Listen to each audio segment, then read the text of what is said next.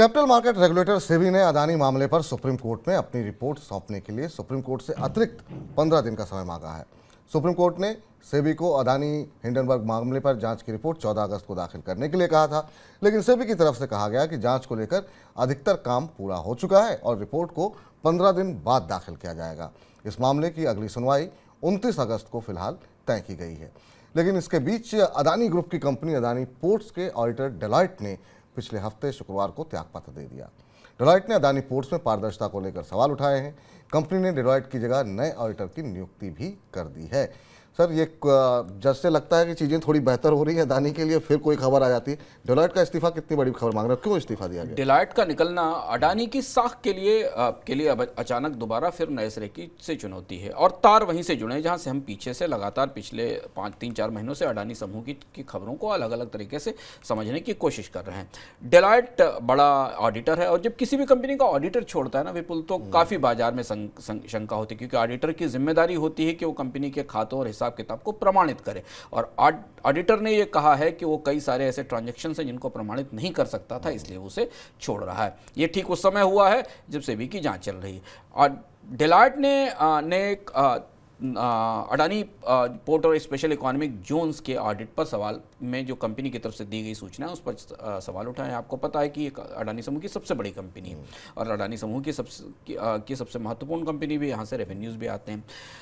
तार कैसे जुड़ते हैं हिंडनबर्ग और डेलॉयट के इसे समझना ज़रूरी है।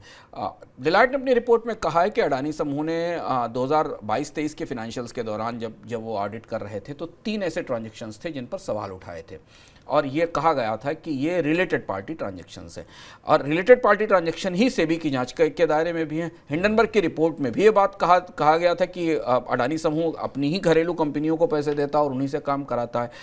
इस बारे में जो सूचनाएं दी गई कंपनी की तरफ से, ऑडिटर ने उनको प्रमाणित करने से मना कर दिया। ऑडिटर ने कहा कि ये सूचनाएं प्रामाणिक नहीं है क्योंकि ये रिलेटेड पार्टी ट्रांजैक्शन है। कंपनी का कहना था कि अनरिलेटेड पार्टी ट्रांजैक्शन है।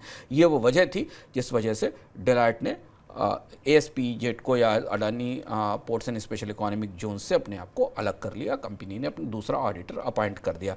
अब यहीं से आकर हिंडनबर्ग की रिपोर्ट के तार जुड़ते हैं। हिंडनबर्ग ने भी अपनी रिपोर्ट में कहा था कि अडानी समूह के ऑडिट में कई सारी खामियां हैं और ऐसी कंपनियों से ट्रांजेक्शन किया गया है जो परिवार या परिवार के लोगों से संबंधित हो सकती हैं। और ये खबर इतनी बड़ी थी कि अदानी समूह की 10 में से एक भी कंपनी आज हरे निशान में बंद नहीं हुई। सब में अच्छा खासा दबाव देखने को मिला। आप सबकी निगाहें अब लगी हुई हैं सेबी की जांच को लेकर के।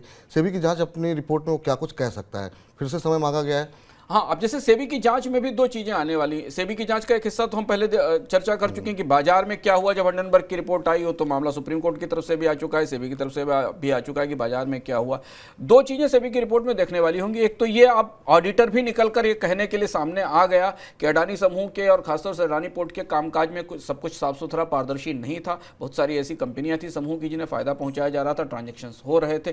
तो जो आरोप हिंडनबर्ग की रिपोर्ट में लगाया गया था उसकी एक किस्म से परोक्ष रूप से पुष्टि जैसी कर दी डेलॉयट ने। पहली बार ऐसा हुआ और यही महत्वपूर्ण चीज होगी सेबी की रिपोर्ट में। सेबी अपनी रिपोर्ट में बताएगी कि क्या उसने रिलेटेड पार्टी ट्रांजैक्शंस के ऊपर कोई जांच पड़ताल की, अडानी समूह से इन्होंने पूछताछ में उसे क्या बताया इन ट्रांजैक्शंस के बारे में, क्योंकि यहीं से हिंडनबर्ग की रिपोर्ट और इस जांच के बारे में हमें पता चलेगा। दूसरी और महत्वपूर्ण चीज सेबी की रिपोर्ट में देखने वाली होगी, जहां पर सबसे ज्यादा उत्सुकता है हमारी जानने की कि क्या सेबी उन कंपनियों तक पहुंच पाई या उन निवेशकों तक पहुंच पाई जिन्हें हिंडनबर्ग की रिपोर्ट में जिन पर आरोप लगाया गया था कि जिनके जरिए अडानी समूह ने भारत में निवेश एकत्र किया और वो कंपनियां अडानी समूह से ही जुड़ी हुई थी।